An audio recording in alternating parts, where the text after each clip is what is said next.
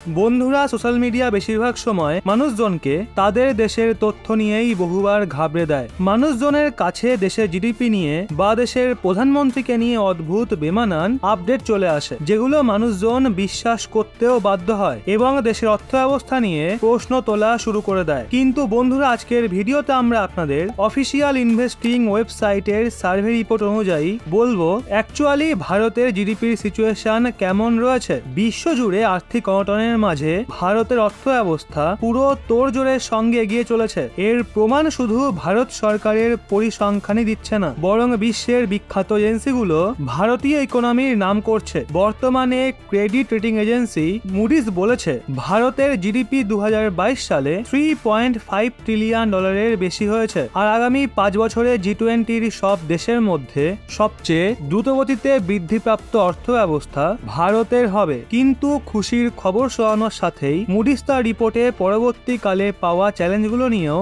আলোচনা করেছে। মুডিস বলছে ভারতীয় অর্থনীতিকে বিউরোক্রেসির বিলম্বের খেসারত দিতে হতে পারে। এই মনোভাবের সঙ্গে বিউরোক্রেসির কিছু ব্যর্থতা নিয়েও তারা বলেছে, যেমন লাইসেন্স অর্জন করতে দেরি, ব্যবসা শুরু করার পারমিশন রেসপন্সে ডিলে এবং প্রজেক্ট শুরু হতে দেরি।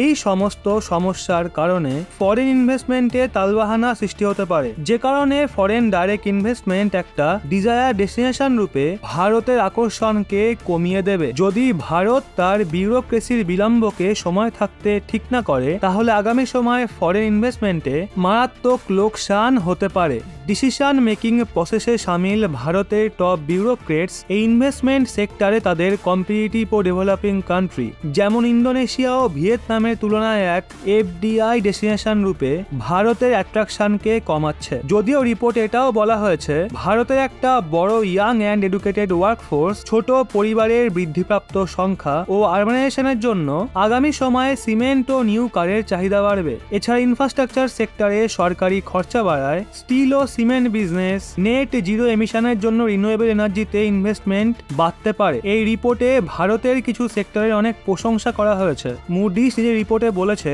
দুর্নীতির ওপর লাগাম লাগাতে, ইকোনমিক অ্যাক্টিভিটিসকে অর্গানাইজ করতে, ট্যাক্স কালেকশন ও অ্যাডমিনিস্ট্রেটিভ সার্ভিসকে উন্নত করতে সরকারের যে প্রচেষ্টা তা ব্যাপকভাবে প্রশংসাযোগ্য। বন্ধুরা, সহজ ভাষায় বুঝতে গেলে আমেরিকার রিসার্চ এজেন্সি ভারতের আগামী ভবিষ্যৎকে পুরোপুরি দেখিয়ে দিয়েছে আর বলে দিয়েছে ভারত কোন কোন সেক্টরে সফলতা অর্জন করবে আর কোন কোন কারণে ভারতের অর্থ ব্যবস্থা কমজোর হতে পারে। ভারত শুধুমাত্র তার কমতিগুলোর ওপর ফোকাস করুক, সেগুলো নিয়ে ভারতের বেশি কাজ করা উচিত, যাতে ভারতের অর্থ ব্যবস্থার থাবা আরো মজবুত হয় আর উন্নতি দ্বিগুণ গতিতে হতে থাকে। যেখানে আমেরিকার মতো দেশ নিয়ে অর্থ ব্যবস্থাকে সামলাতে হিমশিম খাচ্ছে, দেশের বেহাল পরিস্থিতির জন্য ওই দেশের রাষ্ট্রপতি কোয়াডের মিটিংকে রদ করছে, সেখানে ভারত নির্দ্বিধায় G20-র মতো মঞ্চ সামলাচ্ছে, নিজের দেশে G20-র বৈঠক করাচ্ছে, তাছাড়াও বিভিন্ন মিটিং হোস্ট করছে। এত কিছু দেখেও কি ভারতের মানুষরা বুঝতে পারছে না আগামী সময়ে ভারত কোন জায়গায়